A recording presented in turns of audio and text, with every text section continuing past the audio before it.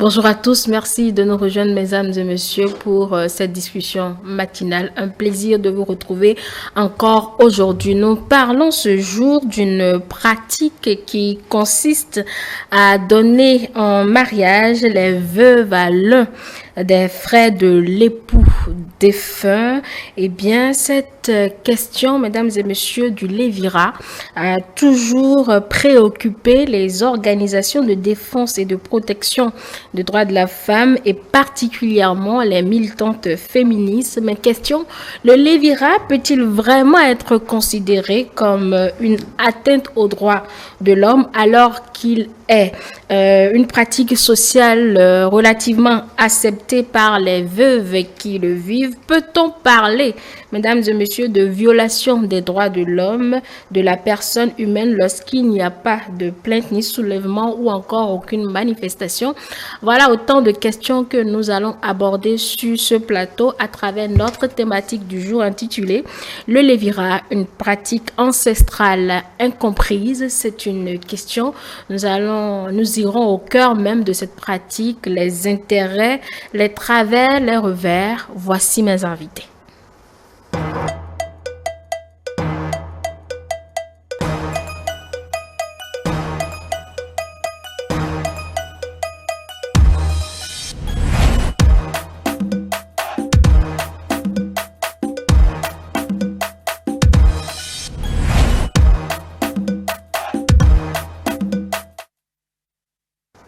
Une pratique sociologique et nous avons besoin évidemment de celui qui comprend les sociétés et cultures. Monsieur Didas Tossou, bonjour. Bonjour madame. Merci d'être là ce matin pour nous édifier sur cette thématique. C'est moi. Je suis avec Andrea Bachumba, une femme d'une certaine époque et d'un certain âge. Bonjour Mémé, vous êtes enseignante à la retraite. Oui, bonjour madame la journaliste, bonjour le plateau. Et un juriste, évidemment, pour ces échanges. Je suis avec monsieur Gédéon Kounou, juriste spécialisé dans l'affaire des droits de l'homme. Bonjour. Bonjour. Merci de nous rejoindre sur ce plateau. Mesdames et messieurs, vous pouvez faire le débat avec nous, bien évidemment, sur notre numéro que vous connaissez que trop bien. Apportez votre contribution. Ici, on comprenait beaucoup plus le concept de cette pratique avec vous, Didastos. Merci beaucoup. Lorsque vous parlez de Lévira, dans notre contexte sociologique, c'est en fait le fait que dans une famille, dans une collectivité, quand quelqu'un meurt, un homme marié meurt et laisse son épouse, la famille décide soit de laisser libre cours à la femme de prendre un autre époux dans la famille, pas forcément le frère direct du défunt, mais quelqu'un de la famille, soit on ne l'impose, c'est-à-dire on impose à cette veuve un homme de la famille. Voilà de façon simpliste comment est-ce qu'on peut expliquer le Lévira, comment est-ce qu'on peut définir le Lévira. D'accord. Et quel en est l'intérêt précisément? Puisque si on parle de la chose, ça a forcément un objectif précis. D'abord, rappelons que ce n'est pas nous qui avions inventé, ou du moins si nous avions inventé, ça ne date pas d'aujourd'hui. Ensuite, il faut dire que le Lévira était dans un contexte donné. Vous savez, ce n'est pas aujourd'hui où nous avons la chance de constater que quand on parle de 100 Béninois, il y a 52 qui sont femmes. Avant, quand on parle de 100 Béninois, c'est peut-être 30 qui sont femmes et 70 sont hommes. Et donc, on avait une certaine rivalité pour trouver femmes. Ce n'était pas facile de trouver femmes. On n'avait pas la possibilité de trouver femmes. Et c'est pour ça même que on faisait ce qu'on appelle l'échange.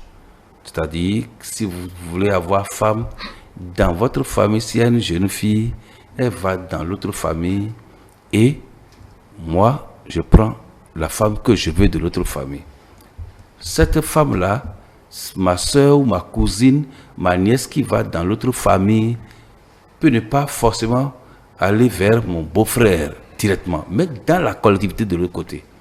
Et donc, c'est dans cet échange-là, dans cette difficulté d'avoir femme que lorsque un homme meurt, on ne laisse pas forcément la femme qu'il a pour aller ailleurs. À côté de ça, il y a d'autres réalités. Vous savez, lorsque vous parlez de femmes dans une famille, c'est une alliance. Et l'alliance, elle est scellée par des rituels. Donc, la femme devient notre famille en griffe, devient un membre de notre famille. Pourquoi avec la dot qui est faite, pourquoi avec tout ce qui est fait, le rituel qui est fait jusque-là, pourquoi d'un coup de tête, on va la laisser partir? On va remettre à qui? Ce rituel qui a été fait devrait-il remis en cause? Il y a aussi cette portion. L'autre paire de manches, c'est les enfants mis au monde par cette dernière, c'est-à-dire cette veuve. C'est vrai que au temps de nos parents, on a cette force-là de solidarité. C'est-à-dire, je peux garder les enfants de mon frère, les enfants de ma soeur, comme mes propres enfants. Donc, on peut dire que les enfants de mon frère défunt, je peux les garder. Mais pourquoi ne pas garder aussi sa femme? Pourquoi laisser cette femme-là aller seule et laisser les enfants? Il y a aussi cette dimension. La dernière dimension, c'est aujourd'hui qu'on retrouve la femme sur le marché du travail. C'est-à-dire, la femme travaille sort de la maison, va travailler dans des administrations. La femme est devenue commerçante, etc., etc. Et elle sort de la maison. Avant, la femme ne sortait pas de la maison.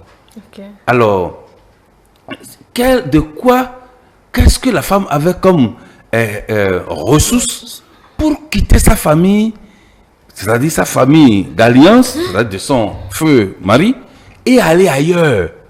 Qui va s'en occuper? Qui pouvait garder ça?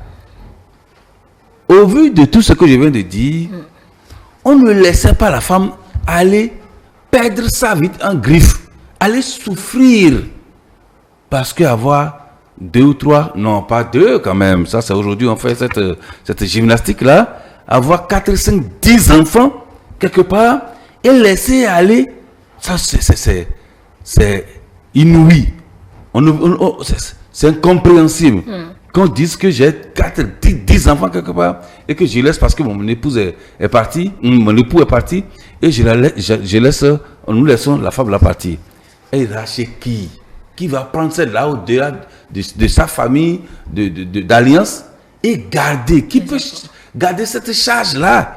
Et là, vous m'excusez, nous constatons aujourd'hui, par exemple, que lorsque les femmes refusent, je sais que les gens vont défendre, hein, les gens de droit sont là, qui m'excusent. Lorsque vous laissez les femmes aujourd'hui partir et créer la monogamie quelque part là, vous voyez les souffrances, l'homme va vers la femme dit, je veux de toi, mais pas l'enfant que tu as. Est-ce que nous voyons ça? Ce que nos parents refusaient. On ne laisse pas un enfant dans la rue. Mais aujourd'hui, vous avez accepté, les droits de l'homme sont à côté de moi. Ils vont nous dire que bon, non, il faut laisser la femme libre de faire son choix. Et on en souffre aujourd'hui. On a la monogamie partout. Que Madame Toboula m'excuse, je suis toujours comme ça. Vous n'avez pas commencé aujourd'hui. En tout cas. Parce que ça commence très bien là. En tout cas. Le juriste, vous êtes indexé. Mais je viens, vous aurez la parole tout à l'heure. Mémé Andrea Bachumba, vous comprenez la pratique. La comprenez-vous? C'est ça la question. C'est une pratique ancestrale. Donc nous sommes venus, nous avions vu comme ça. Donc c'est une pratique qui a continué. Mais il faut dire que je suis en train de rejoindre mon prédécesseur, mais je voudrais ajouter que la femme était considérée comme un bien. Donc en tant que bien, et faisant partie, quand on peut hériter du bien du défunt, il y a également que la femme constitue un bien, donc il faut pouvoir hériter de cette femme-là aussi. Mais on lui demandait de choisir quelqu'un dans la famille ou bien on lui imposait quelqu'un d'autre. En fait, c'était pour dire quoi? Souvent, quand la femme est d'une famille un peu plus riche, on lui demande de choisir pour que la richesse, tout ce qui est là, ne s'en aille pas.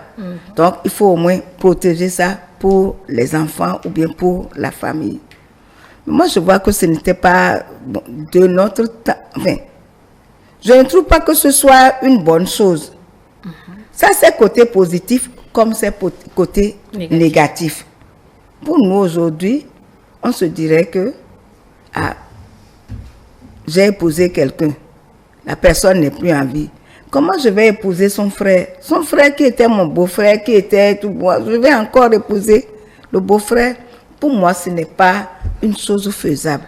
Parce que j'ai connu le mari, mais je ne connais pas encore le beau-frère. Ça veut dire que je vais réapprendre à le connaître.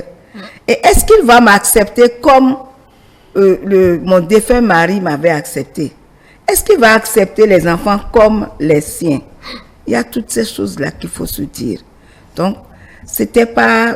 Des fois, les femmes acceptaient parce qu'elles, peut-être, si la personne vers laquelle on l'oriente est nantie, peut supporter ces charges, ça se comprend. Mais quand c'est une personne qui ne peut pas supporter les charges, autant demander à la femme d'aller faire ses preuves ailleurs, sinon ça devient encore une souffrance. Pendant qu'elle vit déjà la douleur de la perte brutale de son mari, il faut encore qu'elle vive une douleur de réapprendre d'un nouvel apprentissage de vie commune avec une autre personne qui n'a peut-être pas les mêmes habitudes. Et peut-être, si ce nouveau mari-là, à qui on lui demande de faire chose, est malade, porte peut-être le VIH-Sida, ça veut dire qu'elle est obligée de contaminer ça. Bon, à l'époque, bon, oui, c'est vrai, mais aujourd'hui, bon, aujourd'hui, ça existe. Bon, peut-être ça pouvait ne pas être aussi cette maladie-là, mais peut-être une autre maladie, vous voyez. Donc, pour moi, ça, c'est inconvénient. Ça avait sa valeur antiquement parlé, mais aujourd'hui, ce n'est plus d'actualité. On considère que c'est une brimade. On considère que c'est un droit qui est violé, c'est un droit violé. Donc, pour nous, ce n'est plus la même conception. Donc, les choses ont changé. Et vraiment, c'est avec douleur que certaines femmes acceptaient ce type de remariage-là. Mais aujourd'hui, ce n'est plus tellement de vous. Mais c'est tellement... Dans certaines familles, ça existe. Et on fait subir... Dans certains milieux aussi. Dans certains milieux, ça existe, ça continue. Et je crois que pour les femmes émancipées, ça devient une lutte, une guerre entre la belle famille et la veuve. Mais de la même manière, l'homme aussi peut hériter de la sœur de son épouse défunte. On peut appeler ça le sorora. Ouais. Voilà. Donc, ça veut dire que le genre est équilibré là, quoi. Merci pour cet équilibre rétabli. Monsieur Koulou, vous avez la parole toujours sur la compréhension de cette pratique. Déjà, comme l'ont su dit mes prédécesseurs, je vais tisser mon argumentaire autour de madame qui vient de finir en disant, ouais, c'est vrai, c'est une pratique qui existait, qui est venue à un moment donné pour régler un problème donné.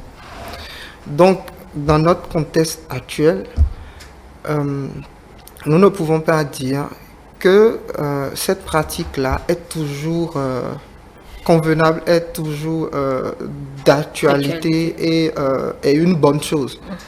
Puisque avant plus qu'aujourd'hui, ou aujourd'hui plus qu'hier, on a une réalité qui fait que les choses ont beaucoup changé, tant dans la compréhension de ce que nous appelons le mariage et des obligations qui incombent à ceux-là qui se retrouvent dans ce lien de mariage. Donc, fort de tout ça et fort de ce que hier ce qui était recherché, ce qui était considéré comme essentiel dans le mariage ne l'est plus aujourd'hui, nous allons retrouver brillamment que la pratique qui consiste à donner la femme du défunt, du défunt à son frère n'est plus chose qu'il faut encourager aujourd'hui. Parce que... Qu'est-ce qui vous gêne dedans? Presque tout. Bon, pas forcément le juriste que vous êtes. Presque tout. Mais le citoyen, la personne humaine que vous êtes, qu'est-ce qui vous gêne dedans? En qualité d'être humain, il y a presque tout qui me gêne. Partons déjà de ce que, en tant qu'être humain, que nous soyons hommes ou femmes, jeunes ou vieux, nous avons toujours envie qu'on nous consulte avant d'agir sur nous ou bien de nous imposer quelque chose. Or, lorsque nous nous retrouvons dans cette situation, c'est la contrainte. À exception près des conditions qui entourent la personne pour lui permettre quand même quelques mains de manœuvre. Marge de manœuvre. Voilà. Donc, si par exemple la femme, c'est elle qui est nantie et que le monsieur décède, fort de la qualité de sa personne et de ses biens, on peut lui peut-être concéder, est-ce que tu vas choisir? Vous voyez? Mais lorsque c'est le mari qui a les biens et que la femme ne possède pas assez, on le lui impose. Et dans cette pratique, ce qui est plus mis en avant, en principe, c'est à imposer. Le consentement ou l'avis, le fait de demander avis à la femme est venu après, avec les révolutions qu'on voit et les résistances qu'on trouve. C'est là on a commencé par essayer de demander quand même, est-ce que c'est tel tu veux ou tel. Sinon, en principe, si nous devons nous baser sur ce qui se fait, puisque c'est Moïse qui l'avait instauré dans l'ancien temps, c'est que quand le grand frère décède, tu prends automatiquement le petit frère. Il n'y avait pas à décider de, bon voilà, je prends le cadet ou je prends... Mais voilà, si c'est une loi déjà établie, le consentement que vous êtes en train de revendiquer ne va pas exister en réalité. Parce que c'est comme le mariage. On sait que vous venez pour faire des enfants. Enfin, logiquement. Bon. Donc, je dis logiquement, hein, encore que chacun fait son choix. Donc là, c'est connu. Vous venez, si votre mari décède, vous savez que vous devez prendre le prochain. Donc, il ne doit pas avoir de soucis. On sait que c'est un package à prendre en réalité. C'est de ça que je vous parle. Avant, ce qui conditionnait le mariage n'est pas la même chose qu'aujourd'hui. D'accord. D'accord? Le mariage ne se résume plus aujourd'hui au fait de faire des enfants. Il y a beaucoup d'autres aspects que prend en compte le mariage aujourd'hui. Bien sûr. Et lorsque vous parlez de loi établie, certes, loi établie entre-temps. Mais aujourd'hui, est-ce que c'est toujours établi? C'est déjà ça le problème. Parce que il n'a dit nullement que voilà, cette pratique, voilà, elle est bonne, c'est ça, il faut le faire. Comme on dit, le mariage, c'est une femme et un homme. Et un homme a droit à une femme. Aujourd'hui, là, c'est nous, notre loi, et on peut dire, voilà, c'est établi. Vous voyez? Dans le temps, c'était établi. Mais aujourd'hui, ce n'est plus établi. Voilà. D'accord. Oui, Monsieur Tossou, quand on parle de la sécurité de peut-être des enfants issus donc de la couche précédente, est-ce que c'est pas exclusivement ça? La femme est presque reléguée au second rang. Merci beaucoup. Je vais souvent dire des choses qui peut-être ne vont pas être comprises vite. Mais après, on va... seront comprises plus tard. Oui, on va se rendre compte plus tard. Vous savez, mon collègue Kounou vient de dire que presque tout, lui, il bat en brèche toutes les formes, toutes les idées autour de l'évira. C'est ça qu'il vient de dire. Je le remercie parce qu'il est revenu en arrière pour dire qu'il y avait un contexte. Madame aussi en veut dire.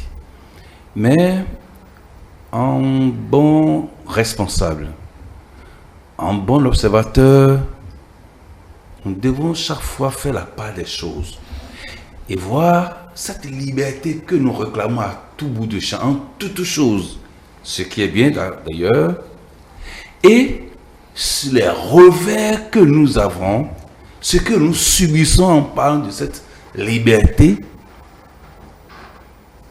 nous devons faire la part des choses. J'ai dit que si on parle de lévira, la femme, oui, il y a contrainte. Lorsqu'on lui dit, vous devez choisir, on lui impose même la personne pour dire cette personne. C'est une contrainte. Mais la société avait une manière de gérer les choses. C'est aujourd'hui on est en train de réveiller le chat qui dort. Sinon, la femme est dans la famille, elle est là, elle fait les cérémonies, et elle constate que ceux qui viennent vers elle, les frères, qu'ils soient grands ou petits, cousins ou je ne sais, les neveux qui viennent vers elle, il revient à elle de choisir. C'est quand cela tourne autour et que ça ne marche pas maintenant qu'on trouve les moyens pour la lui imposer. On ne dit pas, bon, ton mari est décédé aujourd'hui, on finit la cérémonie, dit, bon, assois-toi, c'est Kounou qui est là, non, c'est Didas qui est là, on n'a jamais dit ça. On ne dit pas comme ça. C'est quand on fait l'effort de pousser sans son avis, mais sans la consulter, mais sans dire directement qu'on est en train d'aller vers là, que elle constate que telle personne vient régulièrement pour poser des actes, faire des gestes, et elle constate que celui-là peut l'intéresser. Mais ceux-là sont de la famille. Maintenant, on me dit que il faut renvoyer tout ça, il faut balayer avec un grand coup de balai, il faut enlever tout ça. Je suis d'accord.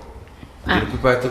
Je suis d'accord. Je ne peux pas être. Si je suis hors de la société, c'est que je suis anomique, donc je ne suis aucune loi, c'est ça. Je suis dans la société. Mais j'ai mon œil. Je regarde. Les femmes qui aujourd'hui ont revendiqué pour dire c'est droit de l'homme. Nous ne voulons pas ça. Nous avions constaté que elles ont créé leur propre monde.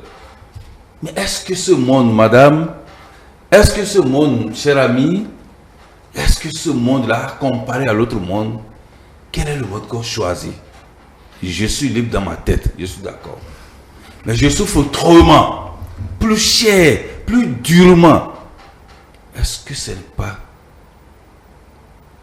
que parce qu'on n'a pas cherché un juste milieu pour dire on ne va pas forcément faire le lévira, mais il faut trouver un moyen?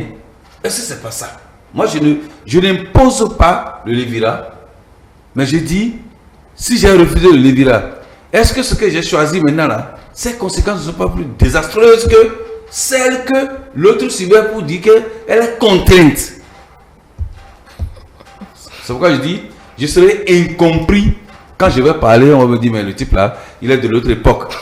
Moi, même si je parle de l'autre époque, mon grand-père est de l'autre époque et je l'ai suivi avant qu'il ne meure. Donc, je suis de l'autre époque autrement. J'ai eu l'histoire. Je vous reviens pour dire ceci. Madame Toblois. Oui, monsieur Tosso. Je voudrais vous dire, tel qu'on prend les choses pour dire que on agit, on force la femme, on brimade la femme. Moi, de temps en temps, je questionne ceux qui ont 80 ans, un peu pour demander, mais pourquoi avant, par exemple, on frappait la femme? On m'a dit, la femme était toujours considérée comme un enfant.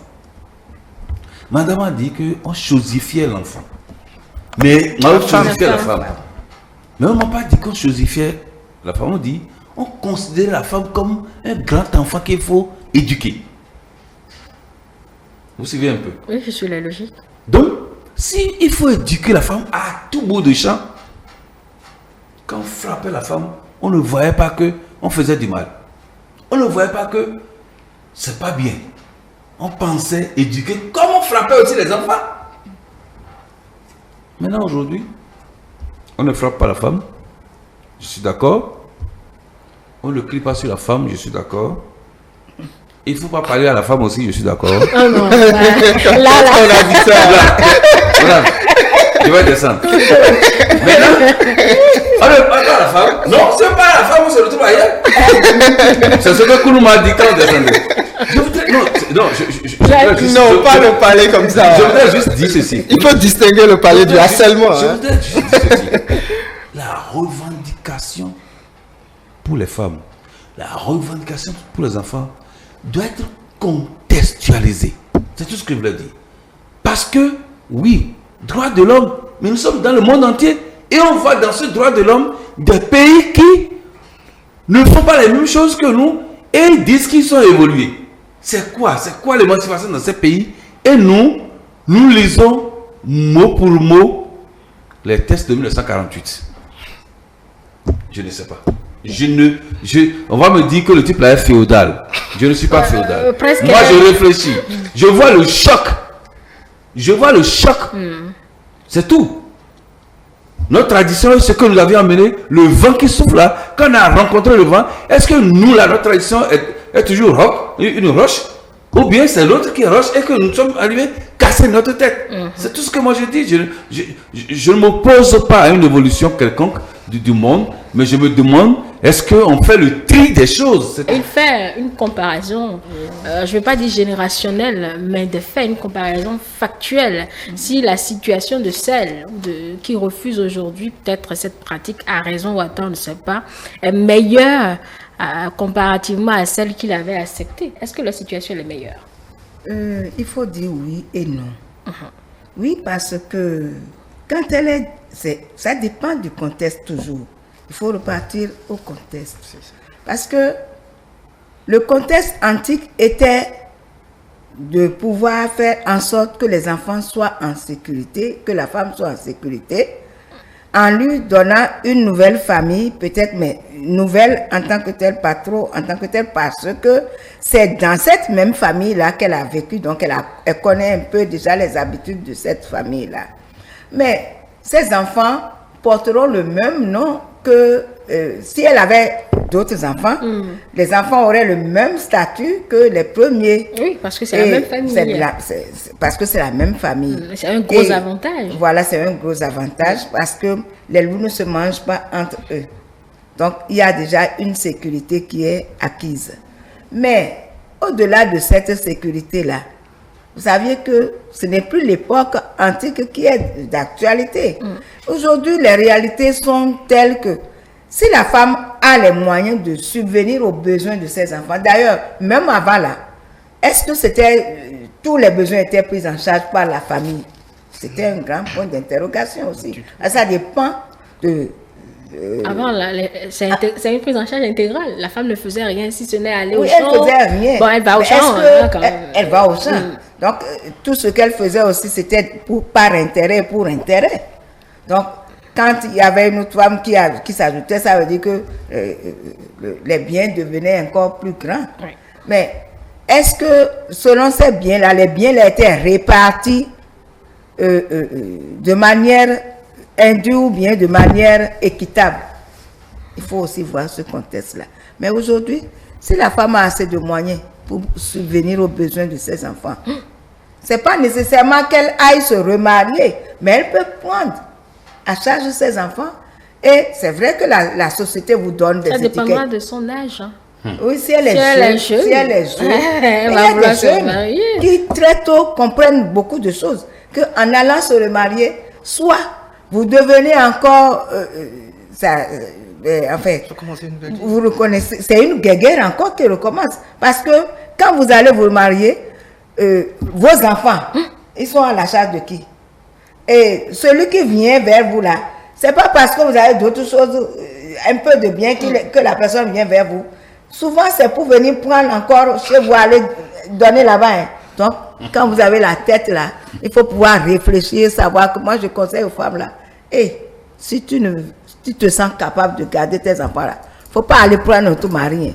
Tes enfants là qui deviennent tes maris et tu t'occupes de ces enfants là pour qu'ils soient une relève de qualité, parce que quand tu auras fait ça, ce sont ces enfants là qui sont tiens. Donc, ce sont ces enfants-là qui sont ta relève. Donc, moi, c'est ce que je conseille. Parce que aller reprendre, tu as déjà beaucoup d'enfants. C'est même pas facile de partir avec un enfant quelque part. Et tu vas prendre encore plusieurs enfants. C'est encore une charge. Si les femmes savent qu'elles ne doivent plus être reléguées au second rang ou plusieurs rangs, là, qu'elles ne veulent pas là. Si elle ne refuse le virage, autant ne plus se remarier. Garder ses enfants. C'est radical votre proposition. Oui, mais c'est quand même une proposition. C'est un choix. Mais maintenant, si vous ne voulez pas ça là, vous ne voulez pas entendre d'autres choses là, des copains on dit. Sérieux. Il vaut mieux, entre deux mots, choisir le moindre. Oui, c'est ce qui est. Oui, monsieur Kouné, vous voulez prendre la parole. Oui, je veux déjà dire que la femme considérée dans le Lévirat n'avait presque pas de valeur. La femme était considérée, comme Madame l'a su le dire, comme une chose. Et c'est ce qui faisait même d'ailleurs que la femme n'avait pas droit à l'héritage ou à quelque chose.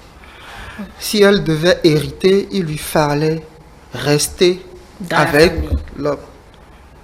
Or, ce qu'on ne dit pas toujours, et tout ce qu'on revendique aujourd'hui, c'est des choses qui ont toujours existé, seulement que, vu que le patriarcat était à un niveau élevé, on ne voyait pas forcément tout ce qu'il y avait.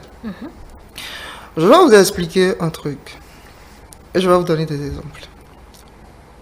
Il n'y avait pas que les hommes qui avaient les moyens. Les femmes avaient les moyens. Oui. Et, entre-temps, comme aujourd'hui, nous avons dans le régime matrimonial la possibilité de choisir entre communauté de biens, séparation de biens, il y avait également ce qu'on appelle le mariage dotal. Et dans le mariage dotal, on a deux masses de biens. On a ce qu'on appelle les biens dotaux et les biens paraphénaux. Pour dire que quoi? La femme vient dans le mariage avec des biens. Et ce type de mariage-là, vous allez toujours le constater avec les peuls. Où la femme, en voulant venir se marier, vient avec ses propres biens.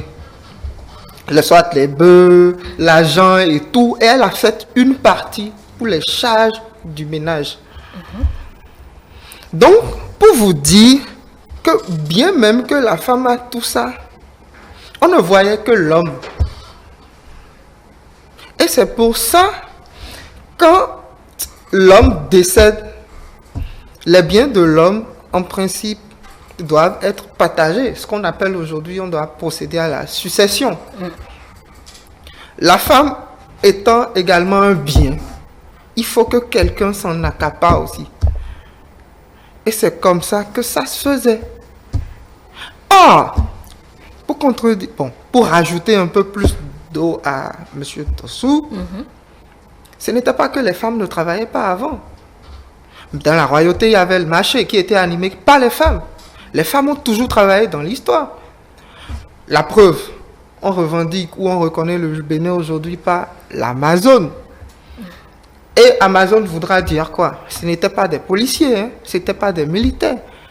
Si on doit faire une équivalence pour aujourd'hui, on parlera des Amazones comme étant quoi?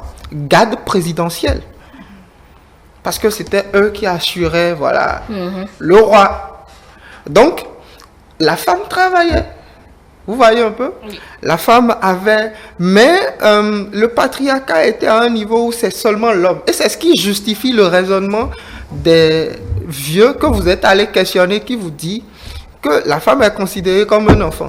L'homme, est-ce que l'homme, parce qu'il est homme, ne peut pas être aussi considéré comme un enfant? C'est de ça qu'il s'agit. Et dans ça, nous allons voir naître le problème d'inégalité de genre. Quand tu es homme, automatiquement, c'est que tu es au-dessus de la femme. Oh, c'est pas vrai. Nous avons étudié, vous, avant moi, puisque plus jeune que vous, je ne sais pas, mais il y avait des filles qui étaient, des femmes qui étaient des élites. Et dans des métiers scientifiques ou je ne sais pas quoi. Ouais. Donc, où voulez-vous en venir concrètement? Pour ne pas dire, pour rappeler que la femme ne peut pas être considérée comme un bien, ou comme une personne a toujours éduqué, peu importe son âge, parce qu'elle est juste femme, comme M. Tossou l'avait dit. Je voudrais dire que il n'y a pas de société sainte. Il n'y a pas de communauté où il y a l'histoire qui soit linéaire. Il y a toujours quelque chose qui vient. Lorsque nous parlons de femmes, où on dit, bon, on brime les femmes, où les femmes travaillent, on n'a jamais dit le contraire. Jamais dit le contraire. Ce que nous disons, ce que nous faisons ressortir ici, c'est qu'est-ce qui se passait, étudions doucement, de façon minutieuse, ce qu'on faisait et aujourd'hui ce qui se passe pour voir qu'est-ce qu'il faut trier. C'est ça moi je dis toujours. Je suis d'accord que lorsque on demande à une femme, tu dois rester dans ce cadran-là, on l'oblige à prendre ce qu'elle ne veut pas. Voilà. On reconnaît ça. Il n'y a pas de souci pour ça. Lorsque, parce que j'ai des enfants, on se dit, si tu quittais la maison, qui va garder tes enfants? C'est comme ça, on l'obligeait. Mais elle va vous dire, si j'ai les moyens, laissez-moi partir. Aujourd'hui, c'est que tout le monde a les moyens de griffe. C'est-à-dire, quand je dis moyens, ce n'est pas forcément financier. On a cette intelligence qui fonctionne. Et que donc, à partir de là, je dis, mais même si vous me laissez, même s'il y a 10 enfants, je peux partir, je vais me débrouiller. Je dis, d'accord. Mais l'autre question que je me pose, et là, peut-être qu'on va faire encore un recours avant de revenir, on va faire un retour vers nos parents pour demander, est-ce que c'est comme ça en leur temps? On voit des femmes qui, tout le temps, demandent à manger, demandent à faire ci, à faire ça. Non, si tu te fâches, c'est pas bon. Non, moi, j'ai pas de... Non, j'ai pas de sentiment. Madame a dit quelque chose, Madame Andrea a dit quelque chose, et vous avez dit qu'elle est radicale. Est-ce que c'est normal qu'une femme, quel que soit son âge, se retrouve dans cet état pour dire, bon, moi je prends l'engagement de ne pas aller chez quelqu'un parce que bon, on va me brimer, Vous savez ce que ça crée comme ennui après? Une femme sans homme et vous acceptez parce que, non, on n'oblige pas. Non, je n'ai pas dit ça. Mais tel que c'est dit là, ça n'amène pas loin. Vous allez voir des femmes, je m'excuse, de qualité, de beaucoup d'argent, de VIP femmes, qui aujourd'hui n'ont personne, et c'est 0 heure, c'est 1 heure, qu'on se les retrouve quelque part, alors qu'elle a une maison, elle a des enfants, elle peut même, en griffe, héberger un homme, excusez le mot, c'est un peu, tu vois, elle peut garder un homme, elle peut avoir un autre mari, mais parce qu'on a formaté cette femme-là pour dire, n'accepte pas, ils vont te tuer, n'accepte pas, ils vont te faire ci. Elle s'est retrouvée dans un contexte où elle se recherche. Il faut dire certaines choses, même s'il faut voiler un peu, il faut dire certaines choses. Aujourd'hui, ces femmes qui sont veuves ou qui sont, je ne sais, divorcées, ont des situations qu'elles n'arrivent pas à expliquer.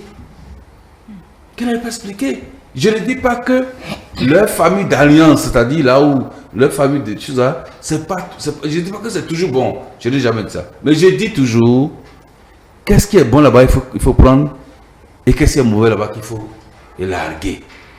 Mais si tout est jeté en bloc comme qu'on a jeté tout à l'heure pour dire non, lui ne veut rien, parce que c'est une contrainte, il doit pouvoir nous aider à dire aussi, maintenant qu'on a tout jeté, et on a fait table rase de tout, et on veut formater tout, on a repris tout,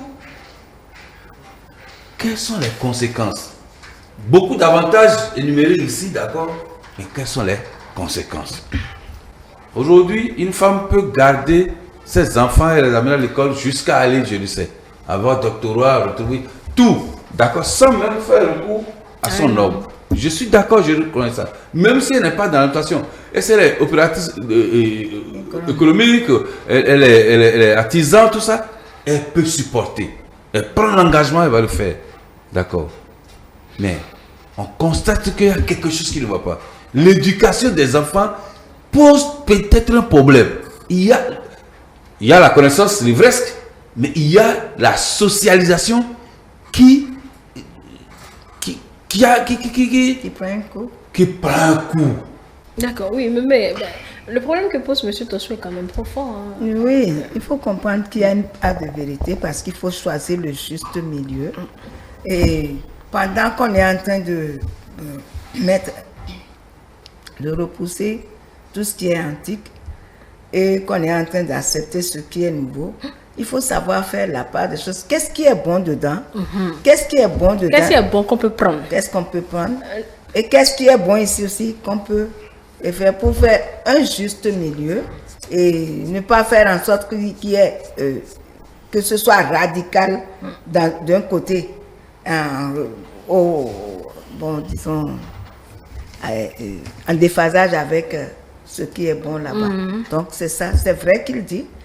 Il y a une part de vérité dans ce qu'il dit, mais les tests sont là. Les tests de loi sont là. Donc, comme rien n'est pas fait, peut-être qu'en continuant, on pourra arriver au juste milieu. Mais pour l'instant, on trouve que ce qui est désuet là, il faut d'abord partir de là pour venir au nouveau. Comme on dit, c'est de l'ancienne corde qu'il faut tisser. Au bout de l'ancienne corde qu'il faut tisser la nouvelle corde. Donc, c'est juste ce passage-là.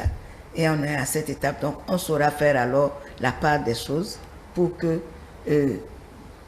le bien soit et que le meilleur soit pour tous au détriment du mauvais. Moi, je vais vous demander ce que vous prenez dedans. Le mauvais que vous voulez jeter. Oui, en fait, il faut dire que pour le temps autrefois, c'est que la femme était, elle était protégée par la famille dans laquelle elle était. Ça là, il faut pas, je dis ça, il faut pas voir ça du revers. Mais elle était protégée. C'est vrai qu'elle était protégée. Mais est-ce que c'était... Par contre, il y avait également des femmes, malgré cette protection-là, elles étaient rebelles. Hein. Il y en a qui étaient rebelles. C'est vrai que sur 10, on peut trouver une femme, deux femmes dedans. Mais c'était déjà protecteur pour eux, c'était pour elles du moins. L'environnement était sain et il fallait profiter, faire en sorte que l'éducation soit réussie. Parce que des enfants sont restés dedans, dans ce moule-là, n'ont pas échoué. Également, aujourd'hui, des enfants restent sans l'éducation du père et restent sous l'éducation de la mère, mais réussissent aussi. Dans les couples monoparentaux,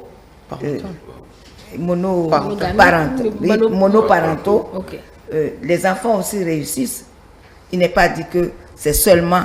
Par contre, il y a d'autres qui réussissent avec les couples monoparentaux, non, avec père et mère seulement, mais qui ne réussissent pas.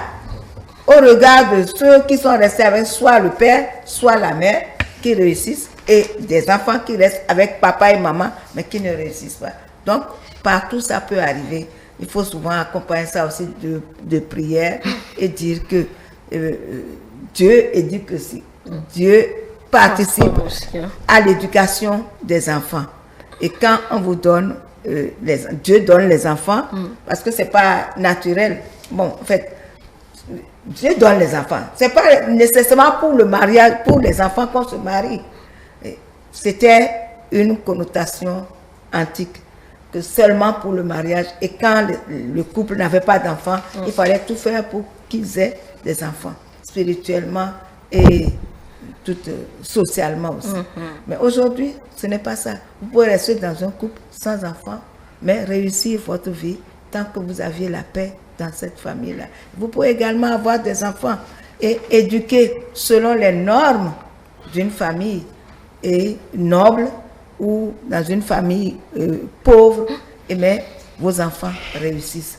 Donc c'est une question de prière, une question de foi, une question de pouvoir supporter et dépasser certaines limites. D'accord. Alors, Monsieur Kounou, s'il est vrai que la pratique a ses travers connus et déplorés. Est-ce que les droits de l'homme ne sont pas aussi venus remonter à bloc ces femmes qui jettent pratiquement le bébé avec le bébé? Bon, j'aimerais déjà rappeler, qu'est-ce que c'est que les droits de l'homme? C'est déjà l'égalité prônée. Voilà, les droits... Contre. Si vous voulez. J'ai déjà l'égalité prônée. Les droits de l'homme ne sont pas là que pour les femmes. Les droits c'est devenu un combat des féministes. Non, c'est devenu... On a fait un temps ce débat avec justement, le plateau. Donc, on pense que c'est devenu un combat de féministes parce que les hommes en avaient suffisamment de droits et que les femmes n'avaient pas. Donc, les droits de l'homme sont là pour les deux sexes. Ce qui fait que aujourd'hui, on trouve que les autres qui n'en avaient pas, essayant d'avoir les mêmes droits que ceux qui en avaient en abondance, on trouve qu'elles sont en train d'en faire de trop. C'est tout le problème. Sinon, les droits de l'homme sont là et pour les hommes et pour les femmes. Lorsqu'on parle par exemple de consentement, le consentement qu'on demande, la femme peut décider de dire, bon voilà, dans le Lévirat, où on lui demande, tu veux être avec qui? Le frère qui suit peut-être directement son mari défunt, n'est peut-être pas nanti, et que c'est celui qui est en troisième position, qui est suffisamment nanti, et qu'elle dit, bon voilà, c'est celui-là que je veux. Celui-là que tu veux, c'est-à-dire le troisième frère que la femme veut, peut dire, non, moi je veux pas. Vous comprenez? C'est de ça qu'il s'agit. De la même manière, le frère qui se retrouve en troisième position peut dire, c'est la femme je veux, et la femme dira, non, c'est tout ce qu'on revendique. Donc, les droits de l'homme, c'est pas comme si ça privilégiait les femmes au détriment des hommes. Les droits de l'homme viennent rééquilibrer. Ce que tu veux, ce que tu exiges, il faut que l'autre aussi l'ait. Vous comprenez? C'est de ça qu'il s'agit.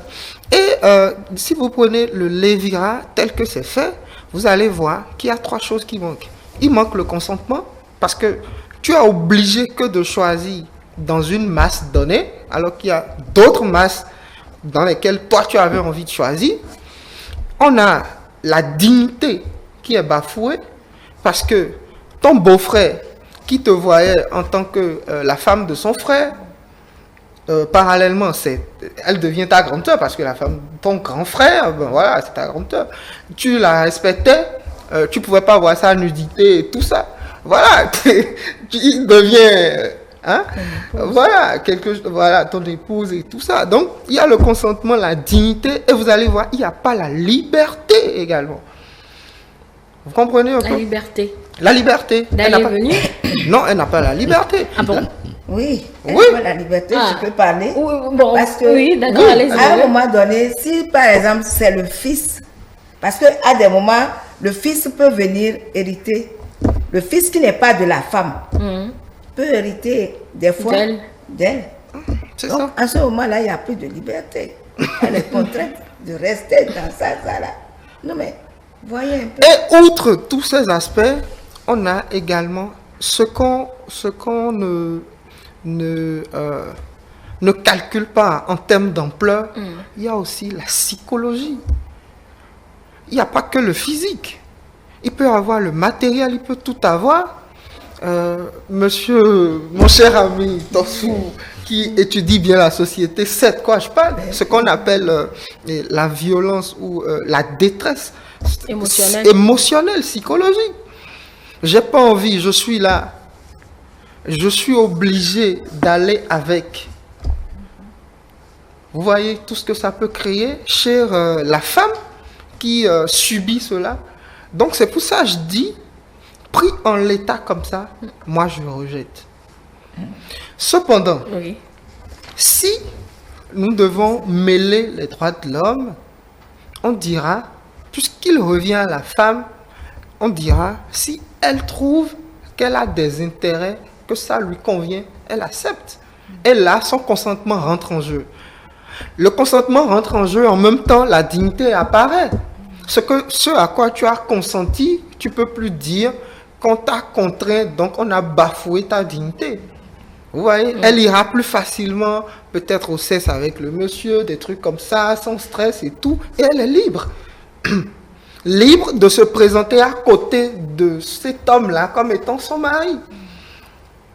Libre de faire manger sans pour autant ronchonner la mine et tout, parce qu'elle a choisi. D'accord. Libre également, le consentement également va permettre de dire non, je veux pas, je veux plus rester dans votre famille, je préfère aller ailleurs. Vous voyez? Donc c'est de ça qu'il s'agit. D'accord. Bah, c'est ce qu'ils prennent et c'est ce qu'ils rejettent là.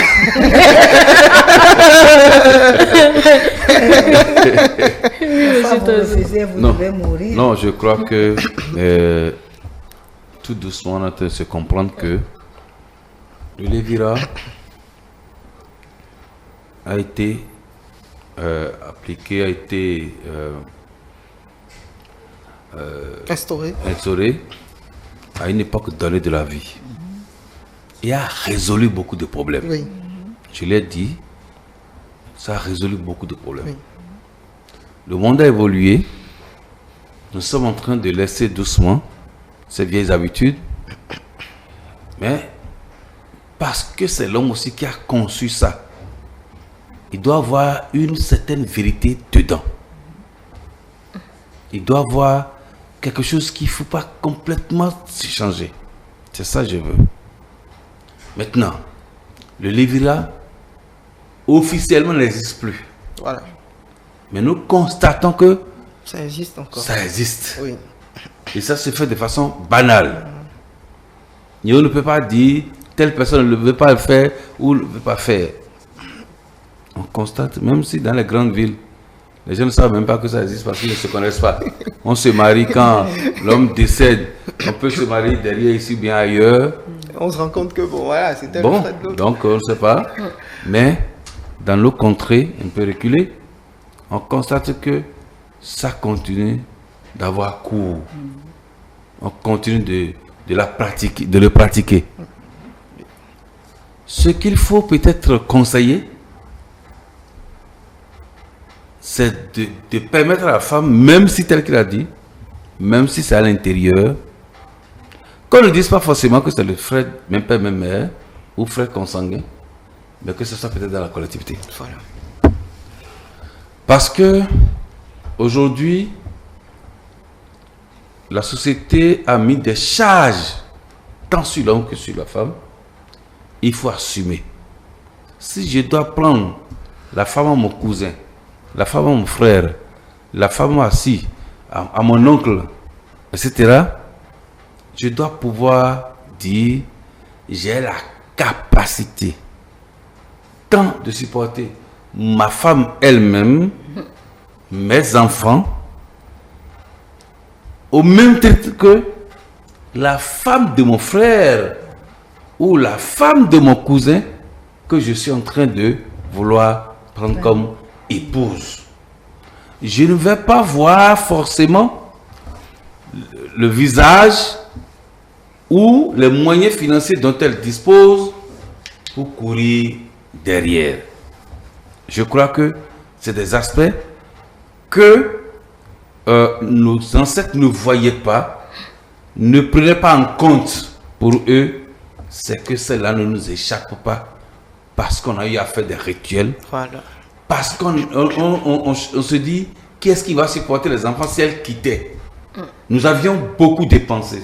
Vous imaginez que pour une femme à cette époque-là, non seulement on donne une dot, même si elle est symbolique, mais il faut aller au champ, il faut régulièrement faire des choses, il faut poser des actes, tout le temps dans la famille de la femme. Donc on se dit, qui est-ce qui viendra nous payer ça? C'est ça. Qui est-ce qui viendra nous retourner tout Oui, ça? c'est ça. Et on oublie que la femme a déjà même fait des enfants. Et donc ce qu'on lui a remis là, ce n'est pas seulement les enfants, ça ne suffit pas. Il faut qu'elle paye jusqu'à sa mort. Je ne sais pas si vous voyez. Bien sûr. Lorsque vous avez votre femme et qu'elle quitte votre maison comme ça, son mari décède, elle a un enfant ou deux enfants, pour cette époque, si la femme va dans une autre famille et fait enfant, l'enfant socialement est reconnu Oui. par notre chose. Oui. On sait très bien que c'est vous qui avez fait l'enfant, Mais dans les actes sociaux, l'enfant nous revient. Oui. C'est vrai. L'enfant nous revient. C'est des actes qu'on ne va pas encourager. Je ne dis pas qu'il faut encourager ça parce que j'ai fait un enfant et vous dites que non, c'est pour vous. Alors que j'ai dépensé sur celle-là, j'entretiens celle-là, j'entretiens l'enfant, j'ai éduqué l'enfant. Donc, il y a des aspects qu'on peut bannir. Mais il y a aussi d'autres aspects. Il ne faut pas qu'on retrouve une femme. Moi, je le dis toujours, une femme qui a 2-3 enfants, la retrouve dans la rue. Moi, je suis gêné. Je sais pourquoi je dis, il faut voir. Elle dit, au nom de la liberté, au nom du droit de l'homme de Kounou. Non, Adécha. Pas de Kounou. Non, mais il a compris. Non, c'est ça que je défends jusque-là. C'est tout ce que moi je défends. C'est un concept qui est antique, qui n'a plus tellement sa valeur d'être aujourd'hui. Mais de toutes les façons, on doit choisir ce qui est bon dedans, savoir faire la part des choses, parce que tout n'était pas mauvais en soi. Il y avait une part qu'il fallait préserver, celle de l'intérêt des enfants, parce qu'aujourd'hui, il faut toujours recourir à l'intérêt suprême des enfants. Donc, c'est de ça qu'il est question. Si déjà le Lévira peut protéger les enfants et que ce que nous recherchons aujourd'hui, c'est la protection et la promotion des droits humains, et les enfants étant humains, donc je peux dire qu'il faut savoir raison garder, protéger, rechercher la protection des uns et des autres pour que tout se passe bien et que pour le meilleur, les uns et les autres s'en portent mieux. Voilà. D'accord, oui, monsieur Kono, vous avez la parole. Oui, le Lévira, fort des tests que nous avons au Bénin, même si la femme ne dénonce pas, du moment qu'il y a violation des droits de l'homme, quelqu'un d'autre peut le dénoncer ou la Cour constitutionnelle elle-même peut s'auto-saisir pour trancher, parce qu'il s'agit d'un être quand même humain, voilà, et qui vit des situations difficiles. Le Lévira en lui-même ne constitue pas une infraction directe, mais du Lévira découlent des problèmes juridiques où on peut voir le non-consentement, voilà, l'inégalité des sexes, voilà, et tout ça, on est toujours dans les droits de l'homme. Le fait de bafouer la dignité de la personne et tout ça. Donc voilà. Sinon, le Lévira en lui-même ne constitue pas directement une infraction, mais de ça peut découler des infractions. Et dire que aujourd'hui, si ça doit être pratiqué, il faut forcément qu'on le pratique suivant les inscriptions des tests, parce que Rousseau l'a dit, prescription, le respect à la loi qu'on s'est prescrite est liberté. Donc les tests que nous légiférons ou que nos parlementaires légifèrent, ils le font au nom du peuple, puisque c'est nous les avons envoyés là-bas. Il va quand même falloir que tous nos actes soient conditionnés sur le respect de ces tests-là, pour ne pas avoir géré d'autres problèmes. Voilà. Oui, monsieur Tassou. Moi, je voudrais conclure en disant que il y a des aspects sociaux, des aspects sociologiques aussi qu'il faut faire ressortir, parce que dès que les questions d'enfants interviennent, ça devient un peu problématique. Vous allez constater dans certaines familles que lorsque la femme n'a pas accepté de rester avec ses beaux-frères ou ses je ne sais, parfois elle dit à ses enfants, est-ce que vous avez vu maintenant vos parents, les parents de votre papa, est-ce que vous les avez vus? Ça commence à travailler les enfants. Ça agit sur leur psychologie, ça agit sur leur devenir, ça agit sur leur manière de faire. Parfois ils sont isolés de la famille. Parfois, ils cherchent à savoir où se trouve leur famille. Parce que celle-là est partie loin. Et comme ça, quand les enfants demandent leurs parents, disent non, il est décédé. On commence à rencontrer des histoires. Qu'est-ce qui s'est passé? Donc, il y a tout ça qu'on ne prend pas en compte. Or, celui qui est en train de faire le Lévira, pour lui, il sécurise et les enfants et la femme, mais brime la liberté de la femme, ne permet pas à la femme de dire je ne veux pas, je veux. Voilà un peu le dilemme qui existe au niveau de Lévira. Si la femme retrouve sa liberté, pas forcément même le mot liberté dans sa totalité, mais que disent mes enfants sont protégés, je suis libre de faire mes activités, tout ça, et que qu'elle ne soit pas un tributaire de l'homme qu'elle est en train de choisir, je crois que c'est mieux. Mais j'ai dit, maintenant qu'on est en train de franchir cette étape, on va de l'autre côté. Si la femme ne fait pas le Lévira, d'accord, mais maintenant qu'elle a refusé, est-ce que nous sommes arrivés à étudier un peu son sort? Maintenant qu'elle est libre et qu'elle a les moyens, elle peut se suffire et encadrer ses enfants, entretenir les enfants. Est-ce qu'elle a les moyens? Est-ce que celui qu'elle reçoit aujourd'hui, celui-là lui reconnaît cette liberté? L'homme qui vient pour dire, bon, je te prends comme femme, est-ce que l'homme-là reconnaît cette liberté? Est-ce que l'homme-là, malgré ses moyens, arrive à assouvir les besoins des enfants comme cela se doit? C'est pourquoi je dis, il faut que nous arrivions à trouver le juste milieu. D'accord. Merci beaucoup, Monsieur Didas Tossou. Vous êtes socio-anthropologue. Mébé André Abachomba, enseignante à la retraite, et Monsieur Gédéon Kouno, juriste spécialisé des droits de l'homme. Merci pour votre contribution à ces échanges. Merci de nous avoir suivis. Portez-vous bien et très belle journée. Bye.